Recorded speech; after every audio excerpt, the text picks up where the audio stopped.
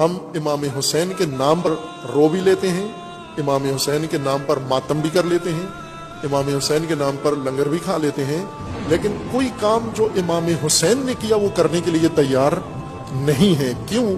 اس لیے کہ ہمیں کربلا ذاکر نے سکھائی ہے، امام حسین سے نہیں سیکھی۔ ہمارے معلم ذاکرین ہیں، ہمارے معلم حسین ابن علی نہیں ہیں، اور پھر ہم تعظیم محرم میں وہ کام کرتے ہیں جو امام حسین نے نہیں کیے۔ امام حسین علیہ السلام کے اوپر، امام حسین علیہ السلام کے ساتھ دشمنوں نے جو کام کیے وہ ہم نے سنت حسینی بنا لی۔